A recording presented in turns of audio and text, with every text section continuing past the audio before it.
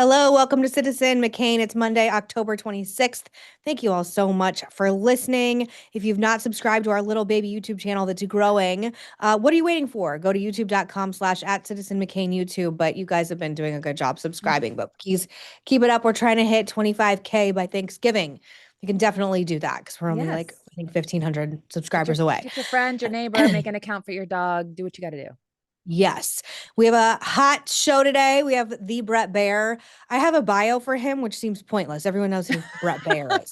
Um, Coming on Fox News, old friend, I think truly maybe the most trusted man in media. I think we can, Right there's now, a great argument to be made. He's the most trusted man in media. And then we have my friend Nomiki Konst coming on, who is an old friend from my Fox days. She's from Tucson. She's great. Some of you always say, Megan, you just have conservatives on. You're only friends with conservatives. I'm friends with a socialist. She used to work for Bernie Sanders, and now she is campaigning with Mamdani. that's She's what her bio says. lovely. Just She's Nomiki, really a socialist. lovely person, and she's gonna come on because there was a big Mamdani rally last night in New York City to, excuse me, explain to me and all of you why he's so popular, because I frankly still don't get it. I mean, I get that he's really popular. He's going to be the next mayor. I'm not going to lie to you and say he's not. But I think we need someone to explain from their perspective what they like about him. And then I'm going to explain from my perspective why I think palling around with accused terrorist organizers is a bad move. But that's just me. Really quick, do you guys want to know, before we get started with Bret, what Miranda and I were texting about all weekend? Was it government shutdown?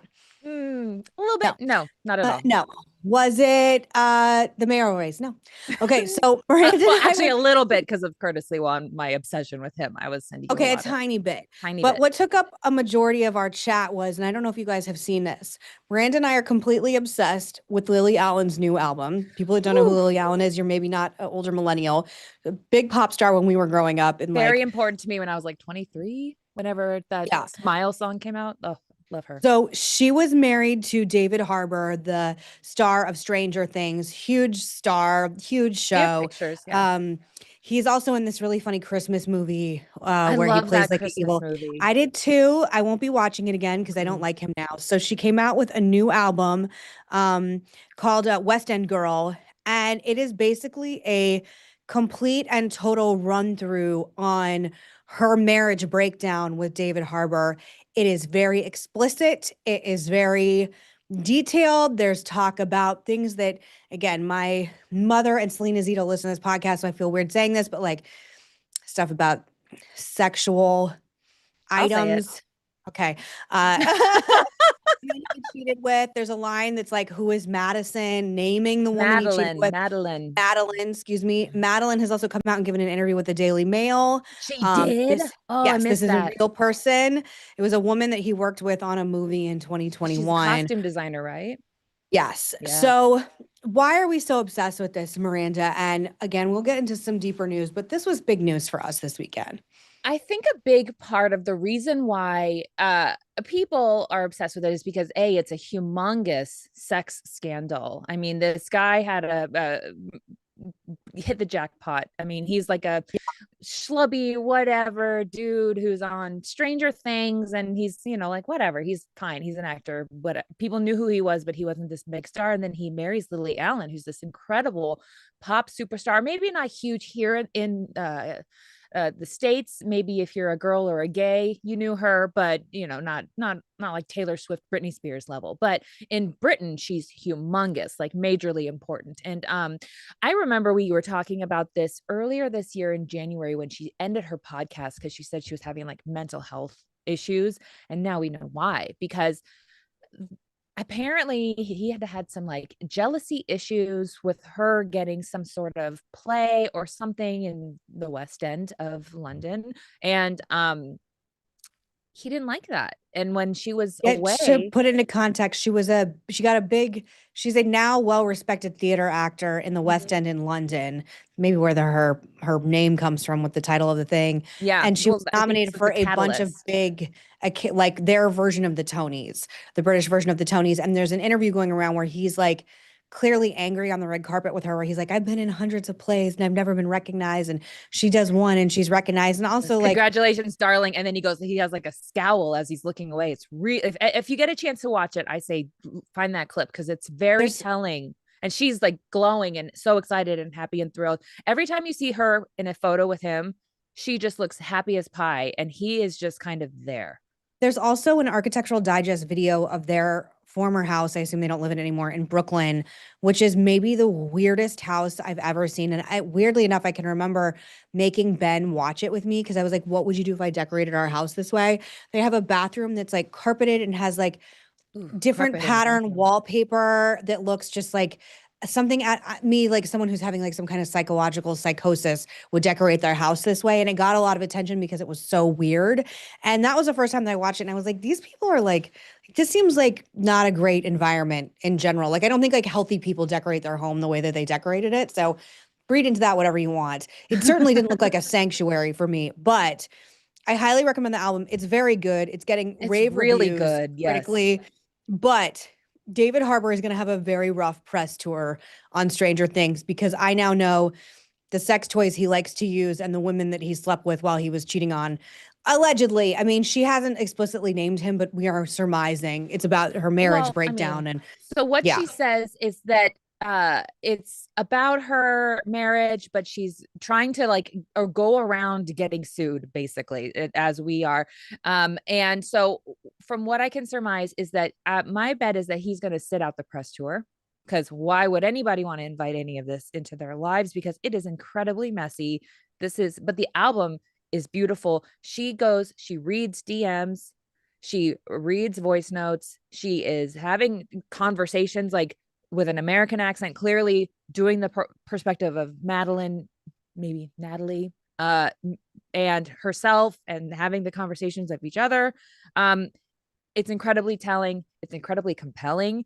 I'm gonna go as far as to and say there's this is the bops, album of the year. It's but we a can't play the songs on this show no, because because we'll it's get the the family video show. taken We don't want to down. get flagged, and I cannot play it in the car with my girls because Oh no. it's very Uh-uh. graphic and I had sexually to wait explicit. until this But morning to listen to the best song, which is the P double our P. guest is now here, so we need to like wrap this up, Miranda. But I will say, we are Team Lily Allen here on What's the Brett's show. take on Lily Allen's new album? David Harbour, major, huge mistake, cheating on a woman like Lily Allen, who's a beloved pop star for middle-aged moms like Miranda and I. Are you playing that all day long? He's a mess. Anyway, thank you so much. Pick up Lily Allen's album. It's really worth the listen. And Miranda, I couldn't get enough of it this weekend. Oh, so All right, good. without further ado, we said this earlier, a man that needs absolutely no introduction whatsoever, but I do have one. Mr. Bret Baier is Fox News Channel's chief political anchor and author of the new book, To Rescue the American Spirit. Bret, you are on X and Instagram at Bret Baier. I feel stupid reading your bio. Who you are, but thank you so much for taking time to come on. Do you have a hot take on Lily Allen's divorce, or should we move on? I really don't. I have Okay, Team zero Lily or Team zero David? Yeah. information on I'm that. here to I'm here to talk about my book. So your book is, we're very excited about this. It is called the Rescue the American Spirit. It is about Teddy Roosevelt. I love Teddy Roosevelt. He was my dad's favorite president. I think everybody from Arizona loves Teddy Roosevelt because we have the Grand Canyon because of Teddy Roosevelt. Why did you choose him as a subject? And what can you tell us is different about this biography and this book on him as opposed to, ones that have written before? Right. Megan, first of all, thanks for having me on. And I remember covering your dad on the presidential campaign, and he would speak about Teddy Roosevelt in speeches again and again. And I think the reason why is that he crossed party lines. You couldn't put him in a box. And also, he was like larger than life, the figure of, he just bounces off the page here. I think what's different about this biography, and this is the sixth one I've done. I did Eisenhower, Reagan, FDR, Grant, Washington, and now Teddy Roosevelt. And I love this process. I'm totally absorbed by it. I find history fascinating, but Teddy Roosevelt especially so because he's got such a rich life in throughout his life. This book focuses on the soda straw look of where he wants as president to make America a global leader in the world at the turn of the century. And he does that by solving a territorial dispute between Russia and Japan that's almost falling into a war. and he brings them to Portsmouth, New Hampshire. He sets up the peace negotiation. He is the guy that's shuttling between the country's delegations.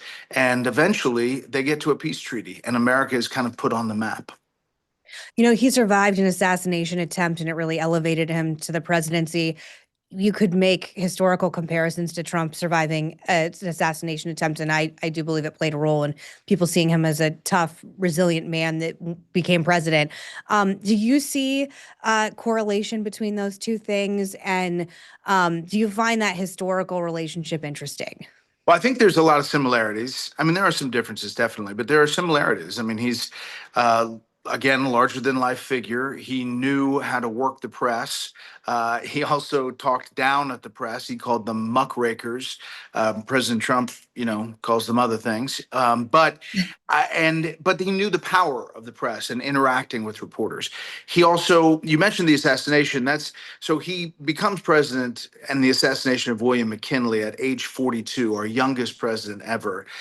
He then gets reelected. He leaves office and decides again he wants to run for president. The party's not having him. Taft is the nominee, but he runs in a third party, the Bull Moose Party, Progressive Party. And when he's in Milwaukee giving a speech, an assassin tries to take him out, and the bullet hits an eyeglass case in his jacket and a speech that's folded up there. And the bullet makes it into his chest, and he's got this bloody shirt, but he's not taken down. And essentially, he keeps speaking for 45 minutes. My gosh. It's made for, rich stories.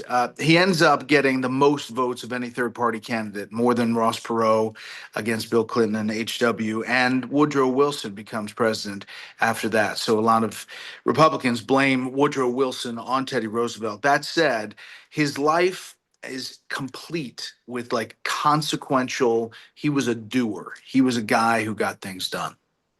You know, there's so many things about Teddy Roosevelt that are omnipresent in our world. Teddy bears named after Teddy Roosevelt. If you go to the Natural History Museum, almost all the taxidermy in there he personally shot and brought and donated to the museum.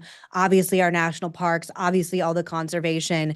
There are so many presidents. I totally respectfully admit, like, there's a new Netflix show about President Garfield coming out, and I was like, I don't know that much about President Garfield. Like, I should learn more about him. I know a lot about Teddy Roosevelt, as I think most Americans do. Why do you think his legacy is so, withstanding and still so, like I said, omnipresent in our culture today? I think that he did big things. If you think about executive orders, expanding the executive branch from George Washington until William McKinley, first president through 25, they signed collectively 1,200 executive orders. Teddy Roosevelt signed 1,300 executive orders. Yeah. Now, a lot of that had to do with saving land and National Forest Service, and you mentioned the Grand Canyon. All of these things around the country can directly point to that time. But there were other things that he did. He's the first president to get involved in a labor dispute. He solves the coal mining strike in 1902, gets involved there. He files 40 antitrust suits against big business because he feels like the little guy is getting the shaft. He came from an aristocratic background, elite, but he was always taught to respect the poor, the downtrodden, and that capitalism is great, but it needs to work for everybody. So he's kind of an enigma when it comes to putting in a party, which I guess is why your dad talked about him a lot too.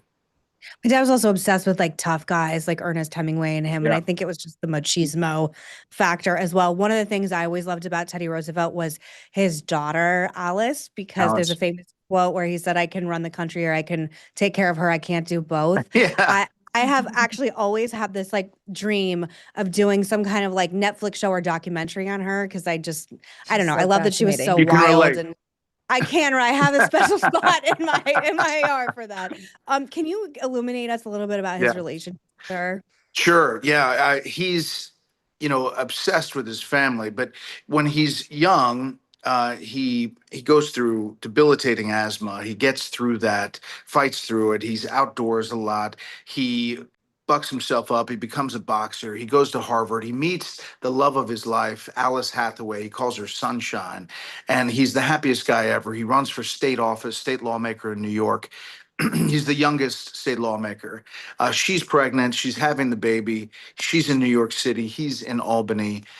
He gets a telegram that she's delivering. He passes out cigars to all the lawmakers. And then he gets another message that she's getting sick. He goes to New York City and she dies after giving birth to Alice. Not only does she die, but his mother dies in the same brownstone Gosh. on the same day, Valentine's Day.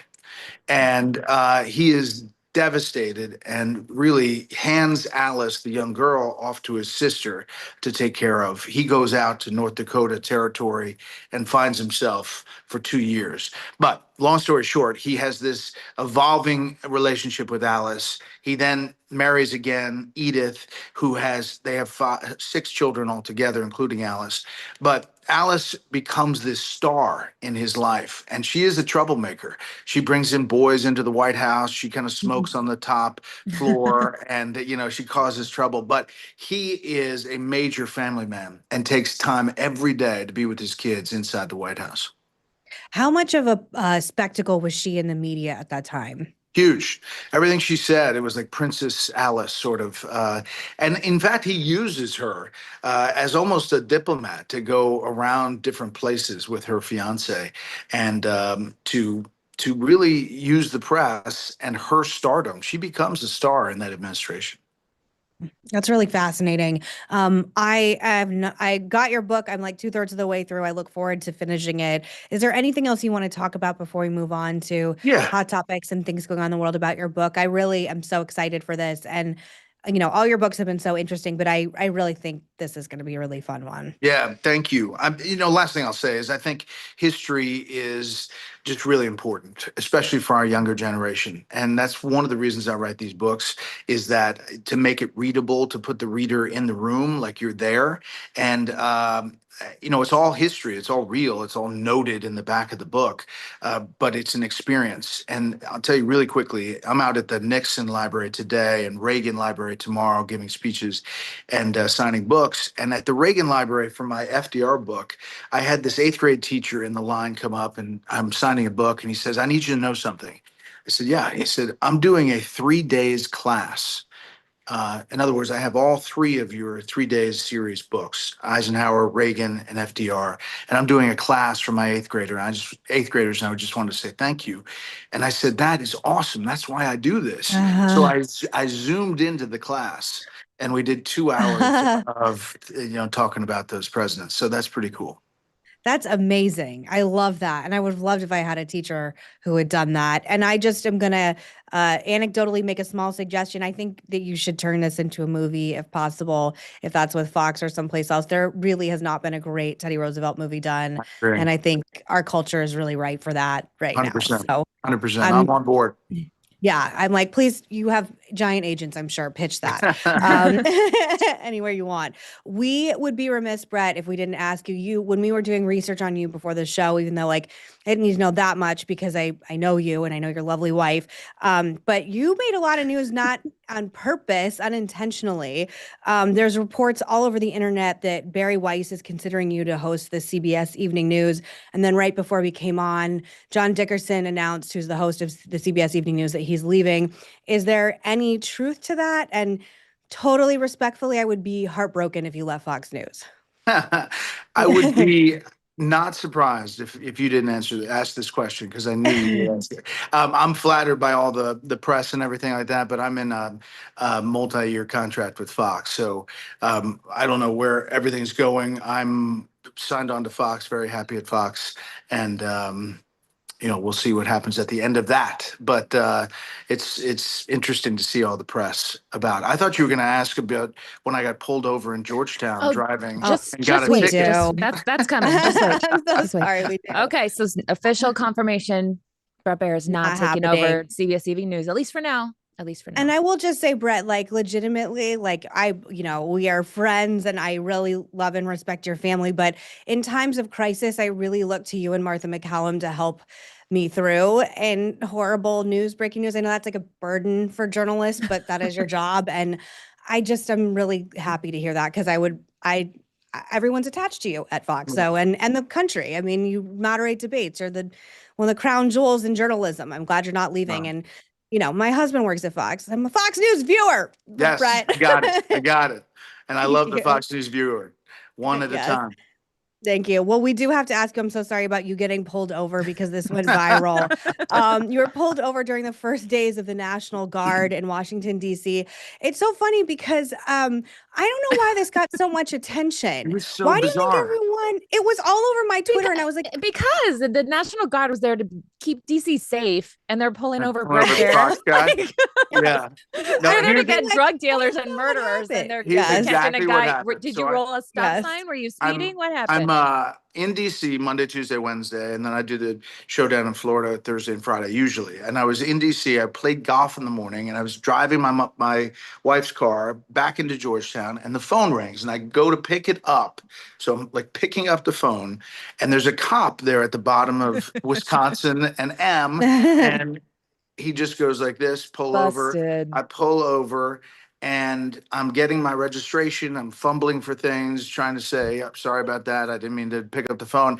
And there's a photographer or two photographers at the bottom. I think they're looking for National Guard troops or something, but they do the whole thing. They get a video. And suddenly my phone is blowing up like, dude, what happened to you? You Oh know, you my got pulled gosh. over. And it was on TMZ, it was on everything. And that's what happened. We I did get texted a it to ticket. each other that day. What is I he? I was did like, I get What a is he just up ticket. don't. to? I respectfully don't understand why it's a big deal. Like, we all get pulled over on occasion. I was like, I was anyway, it was very just so cordial to funny. the Just because it was officer, funny. and I thank God I was because I'm not like that. I don't push back, like, don't, why are you pulling me over? But I was very, in the Yeah. moment, just handing over my stuff, and who knew that I was on camera the entire time? So I was like, does paparazzi follow him around everywhere? But No, Like Britney Spears. Yes, no. exactly. I have to ask you about your lovely wife, Amy. She has a huge following of her own on social media because she's very glamorous and she just always looks so put together and classy. You guys have been married an extremely long time. You have two wonderful boys who I can't believe how big they look in photos right Massive. now. I can't believe how tall your children are. It's Like, insane. Do you understand? I'm the shortest in the family, Megan. It's painful.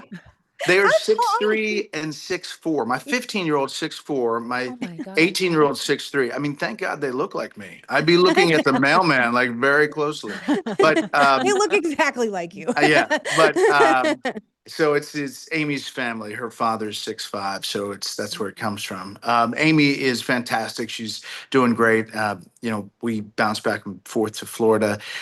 We just celebrated our 21st wedding anniversary, and I took her to Paris, and we had a great time. What's the secret to 21 years in marriage, especially when you're both public people and the world's a crazy place? Because you guys really do have just such a beautiful marriage. Yeah, I don't know what she would say. Maybe Brett travels a lot. I'm not sure, but I think it's communication. Like we just talk a lot and we laugh hysterically. I mean, she's the person that can make me laugh nonstop. I love that. I really love that. Well, I also love following her on social media. Like I said, she's just so glamorous and beautiful. We also, because we're asking all the serious questions, Yes. I'm sure you know this, that Alec Baldwin impersonated you on Saturday Night Live interviewing Kamala. We want to know, first of all, have you ever met Alec Baldwin? What did you think of that impression? So this, first of all, the impression, I laughed out loud because they got the hair and the Lego hair where you snap it on. But the funny part is Harold Ford Jr. took me out to dinner in New York after that aired, and we're in his favorite restaurant, and Alec Baldwin is there and comes up and says, I really enjoyed playing you on Saturday Night Live. And so I met him at that week, and Wow. he couldn't have been nicer. And he said I tried to do my best. We laughed about it. And, I think it's pretty great. There is one restaurant that Alec Baldwin and Harold Ford Jr. go to, and I know what it is, but I'm not going to expose everyone. But there's Yes. one It's place in New York. delicious. It is. And they like Republicans, which I appreciate. We want to ask you, in that SNL sketch, they were impersonating you, interviewing Kamala, and we Yes. want to play this clip for you. Vice, I shouldn't. She likes being called Vice President Harris, which I understand. She went on the BBC this week talking about how she is open to running for president again, number 5. Of your baby nieces, Amara and Leela, when are they going to see a woman in charge in the White House? In their lifetime, for sure. Could it be you? Possibly. Have you made a decision yet? No, I have not. But you say in your book, I'm not done. That is correct. I am not done.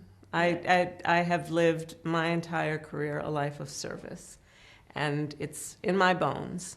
And there are many ways to serve. I've not decided yet what I will do in the future beyond what I am doing right now. Bret, who wants this? Wow. I don't know. I don't know. I mean, can you see the Democratic Party? Is there any like uprising for President Kamala Harris? I don't see it. And I just find it interesting. And in fact, the more that she does that, the more you think the party is really in search of their identity. And I think that that's the story, Meghan. I mean, I really think that in the midst of the Mamdani mayor's race, you got Gavin Newsom talking about, I'm not going to lie to you, I'm probably going to run. You've got J.B. Pritzker out and about. I think they're just trying to find a leader, and I don't see a lot of them pointing to Kamala Harris. How hard is it to prep for these interviews? Because you're someone that Democrats will sit down with. And a lot of times you get the exclusive with some of these people that just won't talk to any other Republican outlet or right-leaning outlet or just not progressive outlet. How hard is it to prep for things like that? Well, it's I take some time. I used to be friends with the late Tim Russert, and we used to Oh, yeah. travel back and forth from DC and New York. And I said, Tim, I love your style, and what's the secret? And he'd say, Bret, it's not about the question; it's about the follow up. It's never about the list of questions. It's about listening hard, and then following up. And so I try to murder board, if you would, like a deposition. I'm not a lawyer, but how I would think a lawyer prepares for, oh, he's probably going to say this, or she'll probably say this, and then see where the follow up could lead. But that's what I'm trying to do in a respectful way that's not kind of emotional and in their face, so that they may step into a rhetorical cul-de-sac, but I'm not doing it, aggressively in their face. You've moderated so many debates, interviewed so many notable candidates and presidents. This is a hard question and you may not have an answer to it, but has there been ever a moment, like the most shocking moment of any interview, where you were like, I can't believe they said that or reacted that way? There have been moments. Listen, that Vice President Harris moment was really something, in the Mhm. in the late part of the election. She came to fight. I mean, she came to really brawl. And at one point the exchange, she says, come on, Brett, you know what I'm talking about. And I just had to say, Madam Vice President, I'm sorry, I don't know what you're talking about. And became this moment. So I think that interview was illuminating, but there are many others. Barack Obama, right before the healthcare law, Obamacare, is passed, he's talking for 3 and 4 minutes at a time, and I have to decide whether I'm going to interrupt him with questions like, "Can you keep your doctor?" So there were decisions to make. What about in a What? debate? I'm sorry. Mhm. What about in a debate? Like, was there in all of the Oh, debates that yeah. you've moderated, what are some things that stand out to you? The first big debate in 2016 in Ohio, it's me, Chris Wallace, and Meghan Kelly, Mhm. and Donald Trump's in the center of the stage. And, I ask, will you run as an independent candidate? And everyone except Donald Trump says maybe he would. And, that was the first question. And then Megan's questions happen about women and what you call women. And then his answer about Rosie O'Donnell. That was a shocker, and Mhm. there were a number of those moments throughout that 2016 debate cycle. The third debate in Michigan, I asked a question about civility in elections, and the answer, it turned out to be like the size of hands and what that means about Oh, other yeah. parts of the body. It was Yeah. just kind of surreal stuff. And Yeah.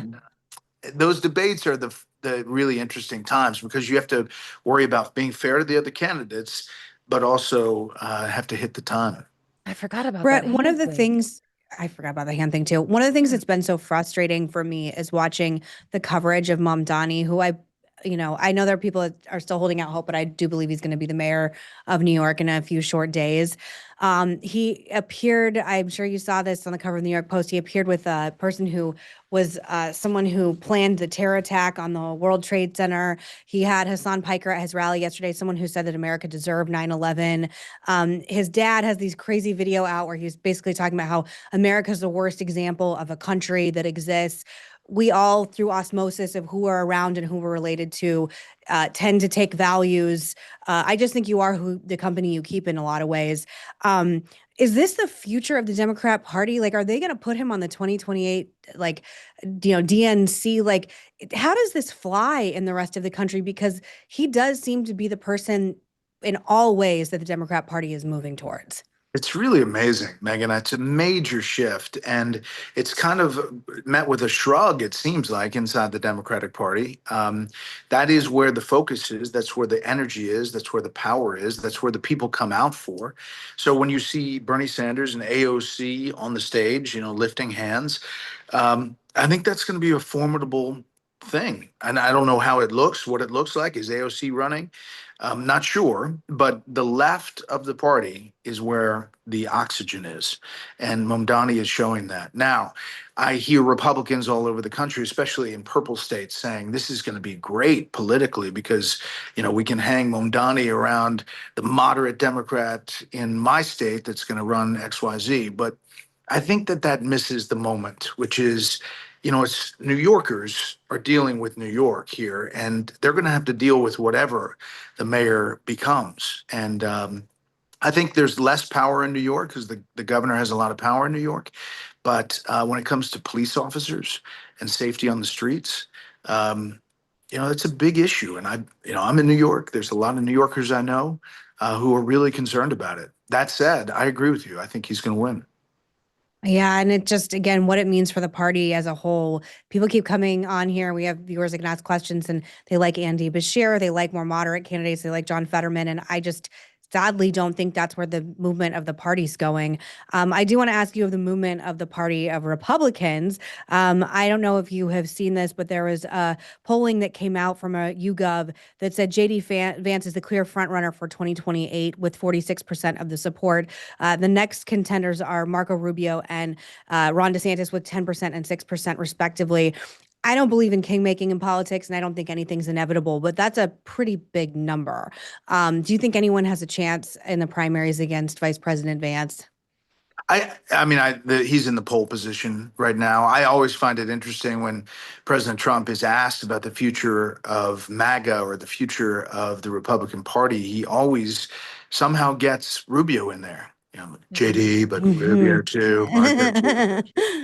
You have to do that. I don't do that on the show that much, but It's a good one. it's he does talk about him a lot, and so he believes he's a powerful force. I think President Trump really likes Marco, but probably, if I had to guess, it's going to be a solidified ticket going in, like a JD Marco ticket. That's my guess right now, but anything can happen.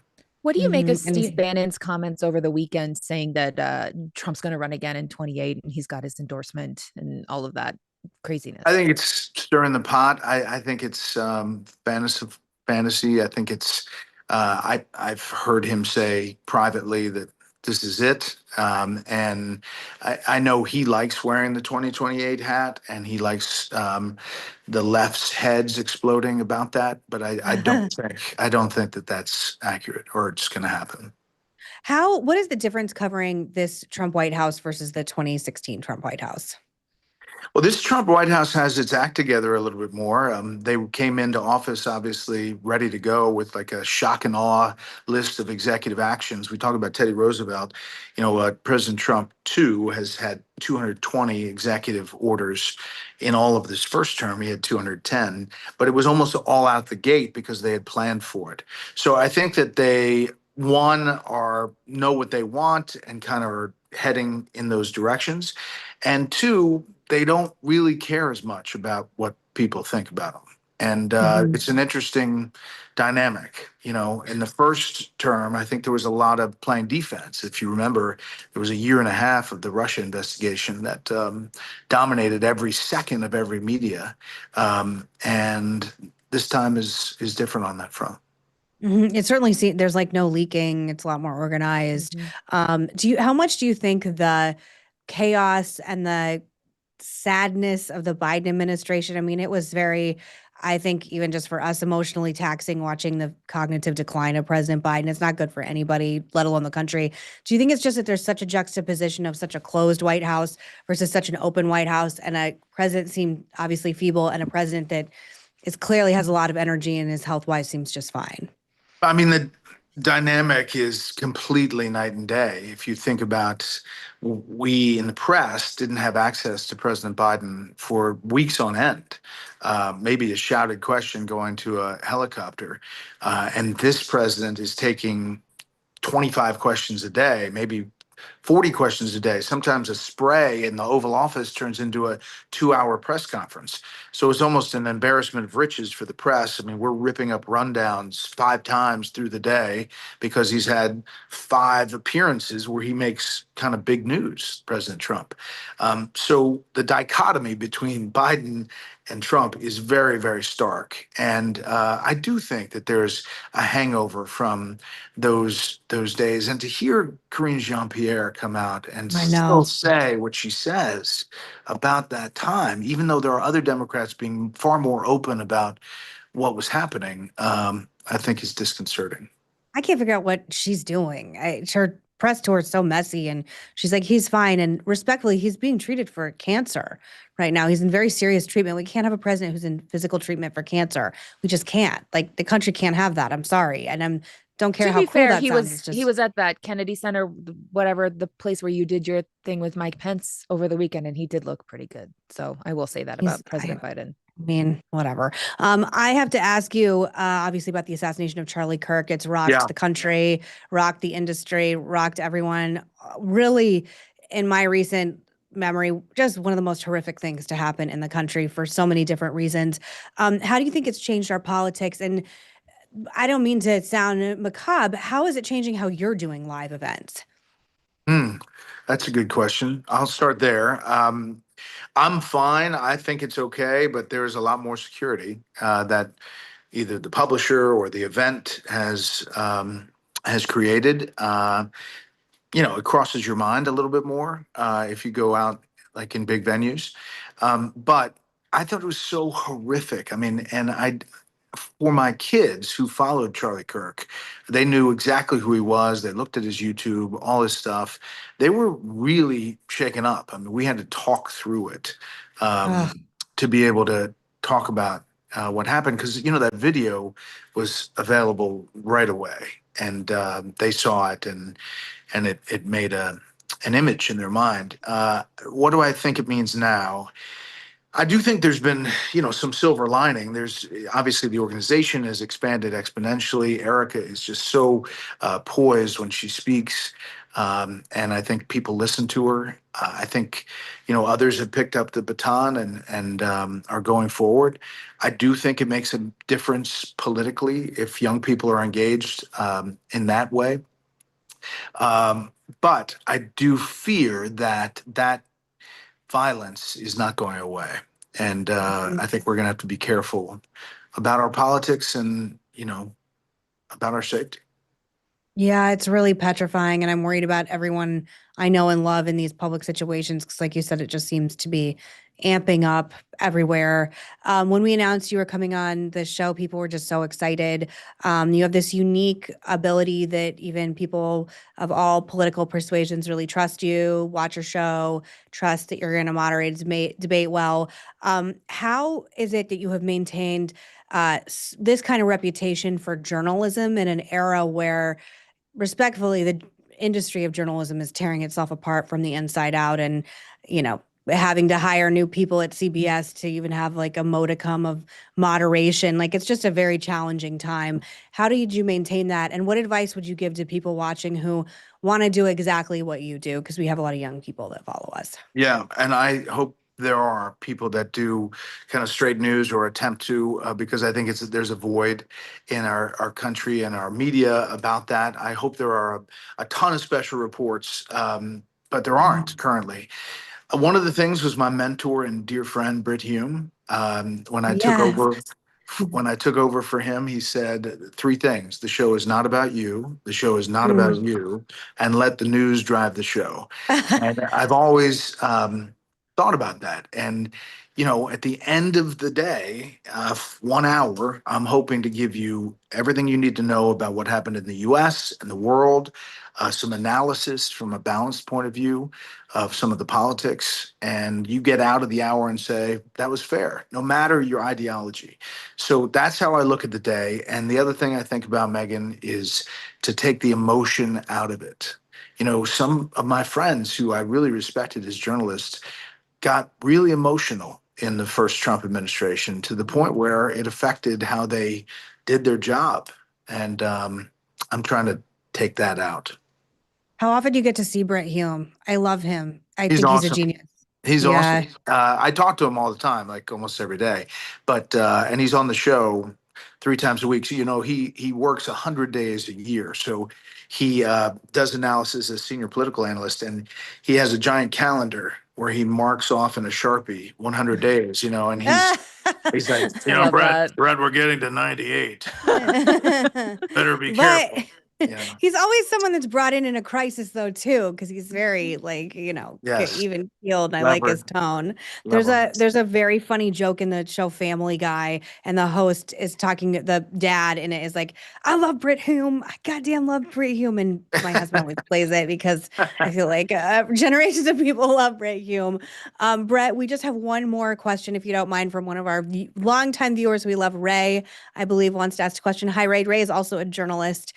What is your question for Brett? And thank you for coming on. Hey, Ray. Hi, Meghan. Hi, Brett. I will echo something that Meghan said. Anytime that there is a story of import, I make sure to find out when Brett is on, because he's first when it, at least in my mind, when it comes to any sort of analysis. My question is, Brett makes his living calling balls and strikes, which is really difficult in today's journalism.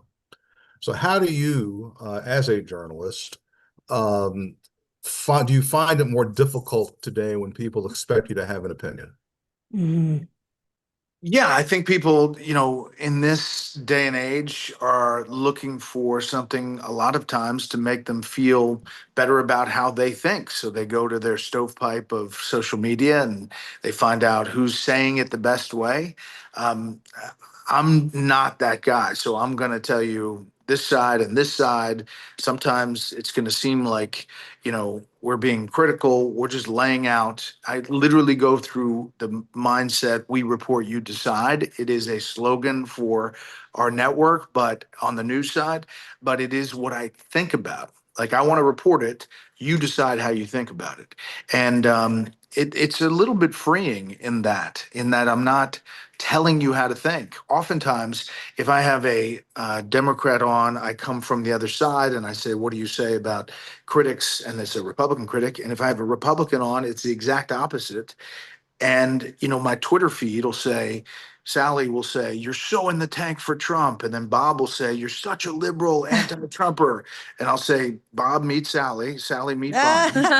You guys work it out, and I'm just going to cover the news. And so that's how I think about it, really, Ray. And it is a little bit liberating, actually, because I'm not having to think about, worrying about that I'm going to share my opinion to the world. That's not how I am. Mm-hmm. Thank you so much, Ray. Appreciate it. And Brett, we know you're on a very tight book press tour, so we're going to let you go. But I just want to thank you for your time and your candor. And everyone, please go pick up his new book, To Rescue the American Spirit, all about the great President Teddy Roosevelt. And just thank you for your time and everything, and letting us gossip with you a little bit. I know that's not what you normally do, but I'm sorry I didn't have an answer for the divorce thing and all that. For Lilian. We don't expect you. And let's get Tyler Sheridan on this Teddy Roosevelt movie. There you go. Show that You would really, be good. legitimately, you need to make this into a movie. I'm I not going to agree. tell you how to live your life, but Call But Bray now, let Wyatt. me ask you She's in this: charge of who would CBS play now. Teddy? Who would play? oh my gosh, Not David Harbour. That's not David Harbour. We're Kevin gonna have to think about Costner. that. Kevin Costner. Maybe with a little weight. Yeah, we need someone a Yeah, little gain some chunkier weight. and maybe younger. Nick Offerman. Like, Ooh, yeah. Nick Offerman. Ooh, Love Yeah. that. not bad. There you go, I Meghan. can be a consultant. Well, thank you for having me. Thank you, Brett. And please Thank tell you, Amy we Brett. said hi. It's Will nice to do. see you. Good luck on your And tour. no more texting and driving, sir. Mhm. Bye. Bye. Well, thank you guys so much. And you heard it from his mouth. He's not leaving Fox News. He's not going to CBS Honestly, Evening thank News. God. I thought that was the But worst. as a fan of Mhm. CBS Evening News, I would have liked that. So, Respectfully, he's too good for it. I mean, no hey, offense. But, like, whatever. respectfully, hush. I would have liked to watch that. Really quick, we're gonna switch gears. So sorry, I had to take a little drink. Oh, our next guest too. is here. Great. Sorry, you guys. Talking all day. We are so excited. I am so excited for our next guest. My old Ooh, I friend like your Nomiki glasses. Konst. Everybody's calling you Nomi now. Is that Is this the okay? thing? I apologize. It's probably since college. It's just started to pick up. Okay. I was sick of correcting people. So I have a really Okay. difficult name. It's Nomiki Konst. It's not the Okay. the deal I with. was like, am I saying your name wrong? I've known you a long time. I've known you like over 12 years. Nomi, but I will call you whatever you want. But for people that don't know, Nomi is a journalist and activist. She's a fellow Arizona native and friend. She's now working with the Mamdani campaign in New York City. You can follow her on X and on Blue Sky, Nomiki Konst. There you go. Is that good? I'm not technically, let me be clear. I'm not technically working for Mamdani. I'm supporting him and there's Working to get him elected. Yes, there we go. Sorry, That's yes. She's not officially a surrogate for the campaign, but you're doing some good work out there on social media and out there doing. In fact, we have a picture. Can we show really quick? Where was this? Is this Times Square? Do you have it? Sorry. I think I know. Number 14, please. It's from your Instagram. Do we have it? Okay, here we go. There's you and your boyfriend, Oh, Mayor de that's really Blasio. cute. You guys look really cute. Her Where are boyfriend you is here Mayor de and what? Blasio. Was Yes, that? sorry. That's not a secret. Yes. What are you guys doing here?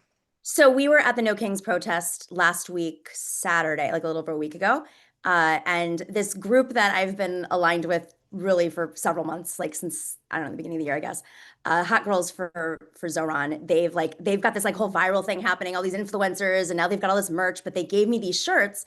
And Bill, he's been quietly supporting Zoran behind the scenes, but of course came out with his endorsement more recently, and he couldn't wear the shirt. And I was like waiting for the moment. I was like, "You've got to wear the shirt. You've got to wear the shirt." So we posted it there, and then people were just like running up to us and taking photos because it was silly. I think it's cute, and you guys look cute out there showing your support. And you also, for people that don't know, you worked for Bernie Sanders back in the day. The latest polling for Mamdani from Victory Insights poll maintains that he has a commanding lead, 47% of support, with Andrew Cuomo at 29% and Curtis Sliwa at 16%. I would like to start with the things we have in common, Nomiki, which is we both think that Andrew Cuomo is trash. I'm going to say there are a lot of Republicans out there, like a lot, saying vote for Cuomo. If I still lived in New York City, I could not, I cannot, I could not, I will not ever vote for Andrew Cuomo for many different reasons, but also because Janice Dean is a dear friend of mine who lost her mother-in-law and father-in-law in a nursing home where COVID positive patients were put in by Andrew Cuomo, which he laughed off and has said he has no responsibility for and is completely callous in the way he talks about the death of family members. I think voting is important, and I think who you vote for matters. I can't throw away my vote. If I were in New York, I would vote for Sliwa. I just would. I'm not getting on this bandwagon. That may make me really unpopular with Republicans because there's this idea that if you vote for Cuomo, it'll somehow take out Mamdani.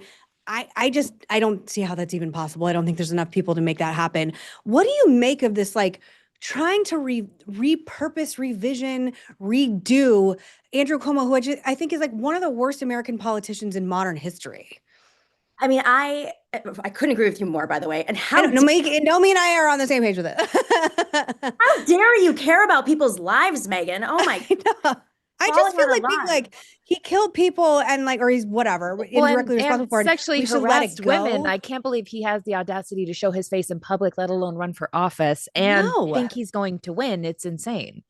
The hubris. Remember this. I mean, this did not start after the pandemic. Like, it didn't start with the sexual harassment scandals, although that was the straw that broke the camel's back. It didn't start with the nursing home deaths. It didn't start with him starving the city of funds. It didn't start with him recruiting 8 Democrats to go work with Republicans in the Senate to hold up legislation that the Senate, because basically the Senate and the Assembly were Democratic, and he didn't want to veto anything because he he wanted to create his own little situation.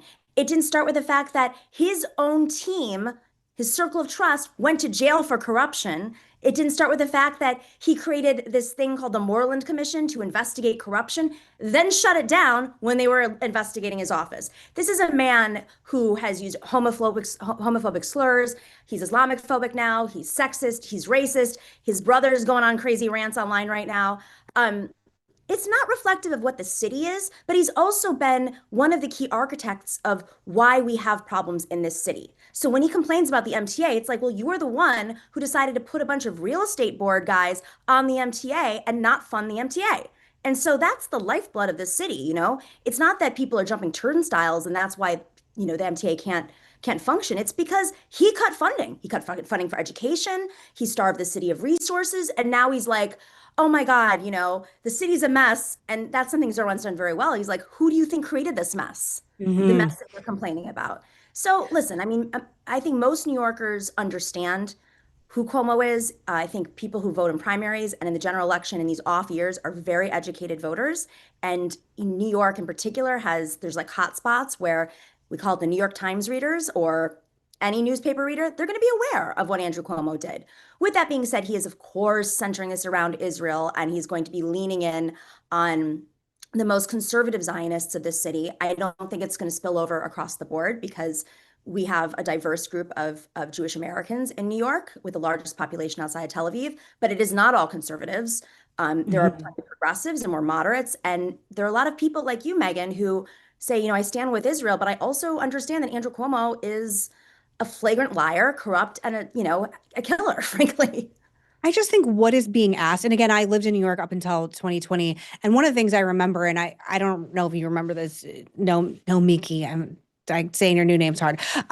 When during the press conferences during COVID, he was making it like a comedy show, and he was talking about like his daughter's boyfriend and making spaghetti with her. And I can literally remember coming home from The View back when we were still in studio and like being so upset where I was like, I don't give a shit about spaghetti with your daughter. I don't know what this is. And then seeing him go on his brother's CNN show with a giant fake Q-tip, like a prop comedy show.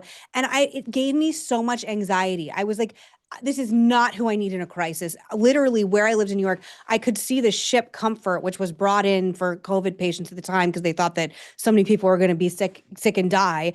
I just don't understand why Republicans and moderates and everyone they're asking me to say that this is a moral equivalency to Mamdani. I think they're both, my politics are very different than yours, Nomiki. I think they're both bad for totally different reasons. But don't ask me. I couldn't live with myself if I voted for Cuomo. I just can't. And I feel like I'm singing an extremely different tune that's going to like piss off a lot of Republicans. But like Curtis Sliwa is a nice man, but he is not a formidable candidate. That's on us. Maybe Republicans should start taking these elections seriously and running better candidates than this guy. But I just wanted to know if you think that there are people, how worried are you that there are going to be a group of people, whatever, more religious and conservative Jewish people and Republicans and whatever, who will pull for Cuomo? And is there any fantasy world where you think Mamdani can't win? I'm always concerned. I think it's important to run scared because these municipal elections are very hard to poll. They're unpredictable. We saw that in the primary. Cuomo was leading by double digits, 20-something points, and then Mamdani came in and crushed him. Now, Mamdani's doing all the things that are right, which is ignoring the polls and running scared, meaning organizing. He has 150,000 people out there knocking on doors right now, which is crazy. That's why I think the turnout is 5 times what it was for early voting this weekend than it was in against Eric Adams when he ran in the general election. But with that being said, that race was during the pandemic too. So, there's some other factors here too. But Cuomo is not running a tight campaign. I honestly wonder where all that money that he's getting and all the IE money that's flowing in is going, because he's creating AI ads. Like, you can't even hire an ad firm to create a real ad. You've got the money for it. So it's like an AI ad that's really inappropriate. A couple of them that he thinks are funny. They're bizarre. I don't know if you guys have seen them. There's one but I trust your judgment. There was one where they had Bill de Blasio and Mamdani, like it was like a joke where Bill de Blasio was like talking to Mamdani like he was mini-me, like Austin Powers. It was so weird, just weird, like to the point where bizarre. It's comedy on our end, like thank you for the comedy.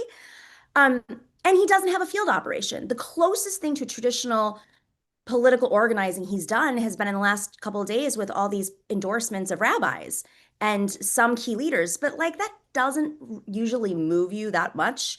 So I think that's why people think it's inevitable. He doesn't really have a message, he doesn't have answers. And the truth is if someone says it's about experience, his experience sucks. He was a bad governor, like Mm-hmm. notoriously. And that is why so many He had to Democrats, leave office in disgrace. I mean, exactly. mhm. And so many key I- Democrats that may not agree with Mamdani on most issues, or a lot of issues, I should say, will not line up for Andrew Cuomo because they know who he is. He's also a bully. He doesn't work well with others. How is he going to run the city? That's what I want to know. He keeps saying, I'm going to run the city. I'm going to stand up to Trump. You've got the same donors as Trump. You used to be his lawyer in the 80s. Oh, you're going to cut a deal with Kathy Hochul, your former lieutenant governor, that despises you? I would love to see how that works, Andrew. Nobody likes you. Nobody wants to deal with you. And that is dysfunction. Whereas Mamdani, yes, he doesn't have experience, but he has an assembly experience, but he can also learn from the lessons of previous administrations. And the city, what I do know from my personal interactions with the former mayor, is that a lot of the city does function on its own. You have, deputy mayors and commissioners who are bureaucrats, frankly, and you just appoint the right people who've done a really good job. And there are a lot of those folks in the city. Of course, funding is going to be a big part of this. And I think that's why it's good that Mamdani is building a relationship with Kathy Hochul, because you don't want to have that toxic back and forth that, held up so much between Bill and Andrew Cuomo. Yeah, she introduced him at this giant rally last night, I believe, in Queens. Were you there? I Out of was curiosity. I was Okay. going to go. I live in Queens, but I had to work. No problem. I mean, you have a job. I want to ask you, you were an early Bernie person, socialist, Democrat, for a very long time. And I can remember being like, oh, that's cute. That's cute that she's part of that. And now everything you're saying has become extremely popular, extremely powerful. And I'm just not going to lie to our viewers saying that Mamdani's not going to win. I really, short of a meteor hitting him in his polling booth, I just cannot see it happening. What do you think has shifted so much in the coalition? Because we just had Bret Baier on, and he said the oxygen, the passion, the enthusiasm is with your side of the party. And how do you live and reconcile going into 2028 with like the John Fettermans in the party? I mean, I think the problem with John Fetterman is he's just flipped his issue. I mean, you can agree with where he stands right now, and I know I have plenty of friends who do, but I think in this era, people want authenticity, and he ran as this like authentic, progressive, working class, not working class, but fighting for the working class. And then he flipped his positions as soon as he got into the Senate and his donor base. So that's what's frustrating with that end. And there are several of those guys who are in the Senate that might be, running, and governors who might be running for president in 2028. I think, if we focus around class, that's where we win. And I think that's what Bernie Sanders does so, so well. It doesn't mean that class can't overlap with different identity issues. I think, when we talk about the minimum wage, for instance, raising the minimum wage means raising the wages of most working class women. It is a feminist issue, but very rarely do we kind of overlap these issues and say, when we talk about, immigration, that's also talking about our economy. And I think we need to do a better job of that as Democrats, because we always fall into these traps by Trump that pit us all against each other. I think with the left doing better than normal, part of that is just we're fighting. Hakeem Jeffries is like frozen on TV. Like his big claim to fame is, I'm going to go debate Mike Johnson on CNN. Yeah, no That's one what you're cares. talking about right now? Yeah. Nobody Mm-hmm. cares. Mm-hmm.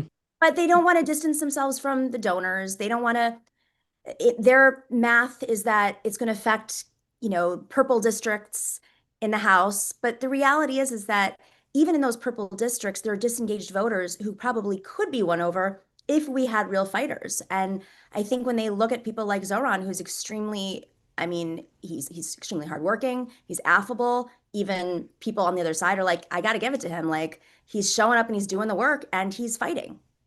We always took him seriously, and we said he was going to win, and we were basically laughed at by a lot of different people, and some people that are eating crow a little bit right now, because I think change candidates are always win. Like it's one of the few adages in politics you can really like hang your hat on. And he's a change candidate in a time of, again, what is Cuomo offering? Nothing that is any different in any way. I am very nervous about him. I'm a conservative Republican, as you know, Nomiki. But one of the things that bothers me the most, and again, I know you don't work for him and you're not a representative for him, so don't Miki's not his spokesperson, whatever. But he took this picture with a 1993 World Trade Center bombing co-conspirator. We have a photo, number 11, Siraj Wahaj. Survivors of the 1993 Trade Center bombing have also condemned his meeting. Following the meeting, he posted the picture together, describing him as a leader and a pillar of the Muslim community in Brooklyn across the country. He is also a notorious gay-hating Brooklyn imam who has been linked to other terrorist activities in the United States, including urging jihad on the Big Apple. Why is he doing this right now? And I'm so perplexed by this, especially given, New York City's history with 9/11. I can't speak on his behalf. My assumption is that he may not have known. I also don't know enough about this man. Like, was he convicted? Was it an allegation? I mean, I'm not, it's, you know how it is in politics. You're taking pictures with a million people, you're meeting people across the city. And I believe that like the New York Post picked up the photo, if I'm correct. I don't know. I mean, I really don't know enough about the details behind this incident, but I do think that in the final stretch on every campaign, your opponents are going to look for whatever. And you're talking to a million people, you're meeting with a million different groups, you're trying to build these coalitions. I mean, if we played this game with Cuomo, how long would that go on? I mean, he's had a career since his father, since he ran his father's campaign. And he said really inappropriate things. So I get it. It's politics. This is what people do. My assumption is he just didn't know, because I can't imagine anybody that savvy would put themselves in that position. I also don't know enough about that imam to know exactly, like, was he convicted or was it a false allegation? I don't know enough. I think those things can happen, obviously, like in rope lines and whatever. He called him a pillar of the community. There are just a bunch of things. His dad came out and said, that like New York is basically like, or excuse me, America is like a despicable place and that he hates America. And then he had Hassan Piker at his rally last night who said that America deserved 9/11. There's just some of these things that it's obviously going to make me and a lot of people anxious. Do you think he needs to do better work to distance himself from, the stereotypes about these people that he's around and his dad? I mean, it's his dad is his dad. His dad's Yeah, that's fair. We all have families, so yeah, I know. And also he's been academic for so long that, like, I'm sure he could pull writings from 50 years ago and it wouldn't fit for the time, or maybe it was out of context, whatever it is. No, I think you just do the best you can. I mean, this is politics. There are always going to be people who are associated with you that said something and it's guilt by association. I mean, I'll say I've known Hassan Piker for years. I worked with him at TYT. He's my friend. Do I agree with everything he says? No. Did he support me in my previous campaigns? Yes. But, I can't, he streams for like 20 hours a day. I don't know everything he says. And again, who knows what it was in context. So, I mean, listen, Hassan is extremely popular and he serves a place in like the progressive left ecosystem. And I think that Cuomo used that attack line because he knew how powerful Hassan was. But the difference is that Cuomo already has those votes that are going to be offended by Hassan. So he's just trying to drive up his base right now, but he can't really expand that base. If he really wanted to take on Zoran, he would have found some other lines of attack or at least offered some ideas, but he hasn't been able to do so. So I think some of these hits are just going out the door. If you're hired, because you're from Arizona like I am, if you are hired to go to Tucson, Arizona and sell this version of the Democrat Party, and I know they had, I believe her name was Deja Fox, is that correct? Who ran? I'm actually seeing her tomorrow. How funny. Who ran for Congress, and she was a progressive candidate. For people that don't know, she was a progressive candidate who ran in Tucson. Stunningly beautiful woman. Not that hurts or helps anything, whatever. And she was supposed to be like the favorite to win. How do you sell this brand of the Democrat Party in swing states, in places like Tucson, places where people are a lot more hesitant and I guess skeptical of the DSA? I think, well, in that race, Adelita Grijalva was also running, and she's very progressive, and Bernie and AOC endorsed her. So it was a little bit of a confusing situation. And I did not know that. And that seat is actually very progressive, whereas other parts of Tucson, northern Tucson, not to get too wonky here, are more purple. I think really it just comes down to the economy. It's always been about the economy. You talk about, kitchen table issues, you talk about inflation, you talk about the cost of eggs right now. I mean, what happened in 2024 is that Donald Trump talked about those things, then Kamala Harris didn't, and she couldn't take it over the top. I think she had a path, even in that limited period of time, but her campaign shifted like a month and a half, 2 months before the election. And I really think it was because she brought on a lot of these traditional DC consultants who were like, run safe, do identity. I think you can do identity and talk about the issues. So you can go into Tucson and talk about immigration from an empathetic perspective because when you live there, you understand it more. I mean, a lot of these conversations coming out of DC, it's like, you don't know what it's like to live in a border city.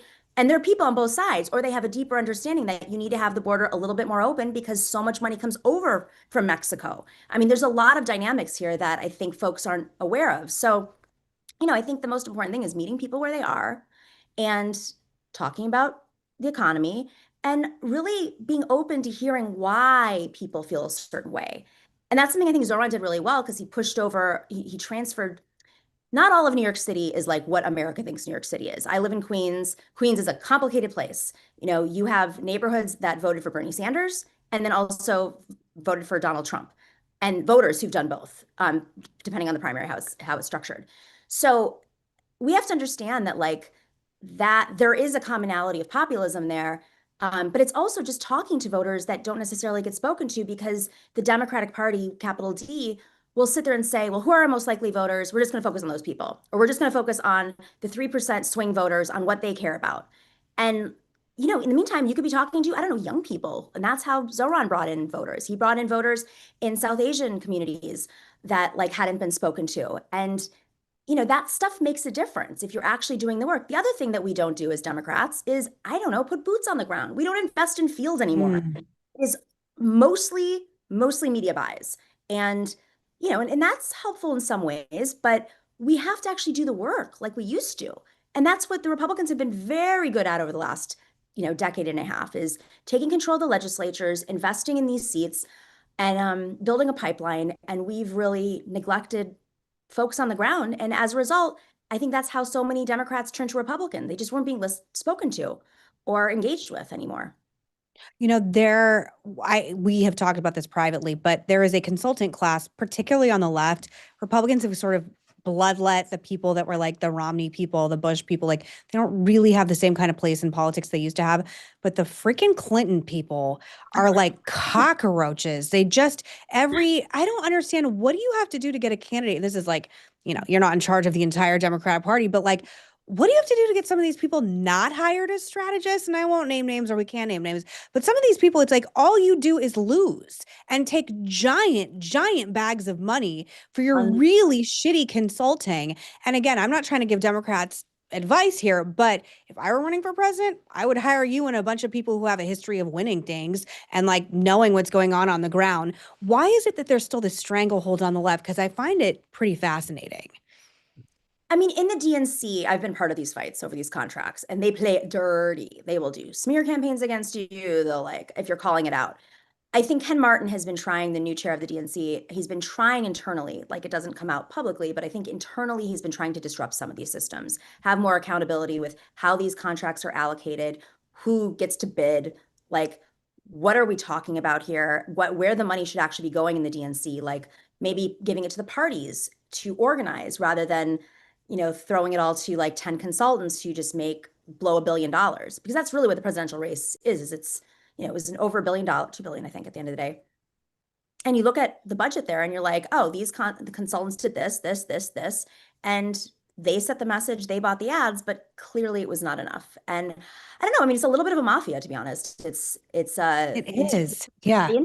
They give money to each other, they take care of each other, and they ice out other consultants. There are lists too. If you go to the DCCC, the Democratic Congressional Campaign Committee, they have approved consultant lists for candidates that they're supporting. It doesn't always work, but there's a lot of organizations like that. And I think it's a big problem too, because then you also have a lot of scam artists out there that may not be on the list, that are kind of preying on the ones that aren't on the list. And so it's not the I just cleanest. think like if you worked for Hillary and you told her not to go to Wisconsin, why the hell are you still? I just don't understand. And again, there's some synergy between like people on the right and people on the left that are purists like you and I are. And that is one of them, that these people are just a rot in the country and in our politics. Um, like I said, you're an OG Bernie person. What is your pitch to people maybe on the fence, Republicans like me who are like, I would vote for Siwa? How would you get them over? There's just a few days left to vote for Mr. Mamdani. I feel weird calling him Zoran. I don't know him. I don't know. It feels a little informal. What's your pitch, your elevator pitch to Well, people? first off, I love Curtis Lewa. I don't agree with everything, but I think he is this OG Very Republican. entertaining. Very entertaining. But to be fair, like I know he is entertaining, but he is definitely part of the Republican institution of New York. He had Mhm. been organizing for I think probably 50 years at this point. His ex-wife is the DA of Queens. Like he's married to I think the former Governor Patterson's ex-wife. Like he's really in the mix, is what I'm trying to say. Like, right now. But with that being said, I also like his stance on real estate and real estate controls New York. I think, if you're a Republican, I would really just say like there's the reality of how this city is going to function. And maybe you don't agree with Zoran on social issues, but I have a feeling you might agree with him on some of his economic issues. I have a feeling you might agree like the taxes that are going to pay for his programs that are an investment in New Yorkers, working New Yorkers, meaning free buses, expanding universal childcare, those are investments in the community that keep working people, middle class people in New York. So many New Yorkers have had to flee New York because they've had to choose between childcare and rent. So if suddenly you have universal childcare, it keeps people in their homes. Simultaneously, he's going to be, when he says he's taxing the rich, I'm talking about like the richest people in the world who are not paying taxes while totally taking advantage of everything that New York has to offer. And I don't think that's fair. I think it's totally ridiculous that Ken Langone pays zero in taxes and I pay way more than he does.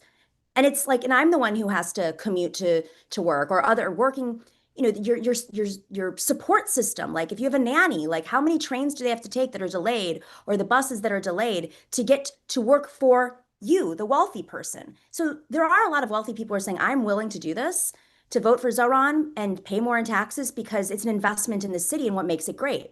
The other thing that I think is critical that people don't talk about enough is the role big real estate plays. Not all real estate, but big, big, big real estate. They own the city. They've paid off a lot of our politicians to make sure that they keep building these expensive high rises, which contribute to the lack of affordable housing and raising the rate of rent in the city. And so they really need to have a check as well. They're not, they've gotten away with not paying taxes, going through loopholes that we've had in the state laws for a while. And I think because we have a Senate that's Democrat now, a Democratic governor, and potentially Zoran will finally be able to have a little bit more check on real estate as well, which is also something that Curtis Lewa agrees with. So I think there's a lot of overlap, but he's not going to be negotiating with Israel. He's the mayor of New York. So if that's what Mhm. you're worried about, like go vote for your congressperson because there's a lot of congressional seats that are open right now. I know Miranda might have a question, but I just want to ask you one more thing. I know we're going a little over, guys, but this is an interesting conversation. I was surprised to see Bill Ackman, for people who don't know that he's a billionaire. He's a billionaire. I don't really know anything else other than him. I think it's tech. I don't know. I apologize. I don't know how he got his money, but he's very active on social media and he's been very angry that Mamdani will not take a meeting with him. And even I was like, being a billionaire doesn't mean you just have access to politicians. And I think that's part of the problem right now on the left and the right. Why do you think it's so shocking for some billionaires like him? Like, I was like, do you think he's going to meet with you? Like, you're his, Isn't that his like, whole deal that he's anti-huge money yes, and an anti-billionaires and he said he doesn't even want billionaires to exist. Why is there just, and again, that's like almost an existential question, but like, what is it with these people that just think you should automatically have this much influence and access to politicians because you have a shit ton of money? I think they've been able to get away with it. And part of his frustration now, other than the fact that he's been pouring in so much money into Cuomo's campaign and to the independent expenditures as well, probably more than he would pay in taxes, by the way, if Zoran were to tax him. The irony of this whole thing is they're just like flooding, he's basically burning his money right now. But I think initially he was just very loyal to Cuomo. And now he's frustrated that he's not going to have access to power. I don't even think he cares about his taxes. I mean, I'm sure he cares about Israel. That's part of it. But like, I really think now he's just totally been absorbed in this fight and is mad that he didn't make the right decision, like a lot of other business leaders in New York, in meeting with Mamdani and saying, let's have a conversation. I mean, I know Robert Wolf at UBS, the former chair of UBS, CEO of UBS, he came forward and he met with Mamdani and they had a really good conversation. That's like Kathy Wild. She said the same thing. She's not a very easy person to deal with. So there are a lot of business leaders in this city who realize at the end of the day, they're going to have to deal with the future mayor. The irony here is, even though Cuomo might have be more aligned with them in their interests, they probably won't get along with Cuomo because he doesn't deal well with anybody. Yeah, because he's an asshole. Yeah, sorry, I'm swearing so much today. Miranda, is there anything else you want to ask? No, Miki. Miranda is an independent. We have Democrats that work on the show too. Looking at you, Ashley. And I have my producer. I don't just work with conservatives. I don't just surround myself with conservatives. I don't think that's healthy, actually. And also, I think that we need to watch this. He's a populist socialist candidate who's extremely popular, and that doesn't mean he can't manifest as another candidate. He's a version of AOC, who's a version of Bernie Sanders. That person can run against JD Vance in the next election cycle, and Republicans need to keep their eyes open. And Miranda, is there anything you want to add really quick? I mean, we've been talking about Mamdani for 6 months since he announced his campaign, or it looked like at least he was going to be the front runner. How does this work with someone like Gavin Newsom, who does look like the future of, he's announced his intention that everybody already knew he's going to run for president. How is this going to work? Because Gavin Newsom, I haven't personally heard him speak about Zohran Mamdani. Hakeem Jeffries only yesterday finally sort of endorsed him. So I know Megan sort of asked this question, but I mean, we do have these kinds of front runners of people that are the future of the party. What does this mean for someone like a Gavin Newsom? He's going to have to go even further when he's so moderate. To quote Mario Cuomo, you campaign in poetry and you govern in prose. So you're going to see pretty much most of the Democratic candidates probably campaigning more to the left, as they always do in primaries. I think the problem that a lot of them are going to face is the balance between, how much do they want to talk about working class issues? And I have seen Gavin Newsom in the past align with, say, like, Medicare for all in California. I forgot the term that they use there, but Medi-Cal, like, oh, no, but expanding it for yeah. And then he sort of backtracked on that at one point. So you've seen him kind of lean in and then lean out. I'm curious how he's going to balance his relationships with Silicon Valley, who seem to be circling Donald Trump's office right now. Yeah. I'm curious how he's going to deal with big real estate, because that's a big player in California, or if that's even going to play a role in the Democratic primary for president.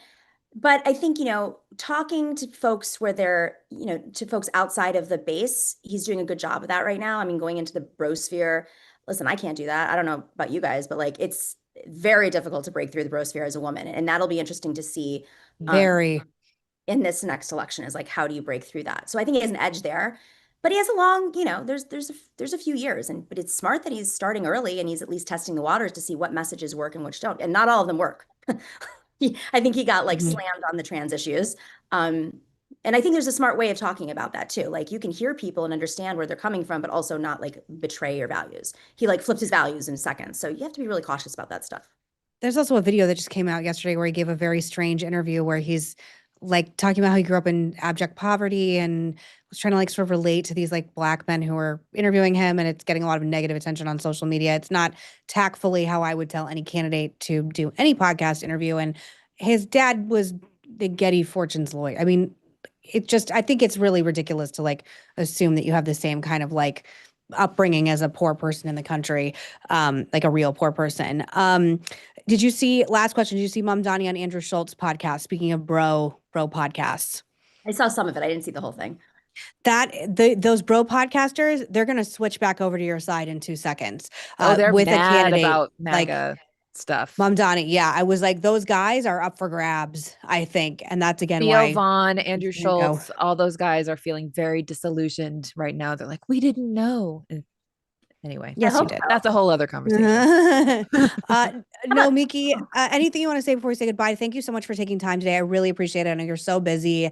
I will want to continue this conversation as we go into midterms and up until the next election. You're, so sweet, and we disagree on like everything, but you're a very important voice on your side, and they would be smart to put you out as a spokesperson everywhere because you're just very good at your job. Is there anything you want to plug or Still love say each before we other. say goodbye? Mhm. Uh-oh. I mean, Go ahead. just think about how this.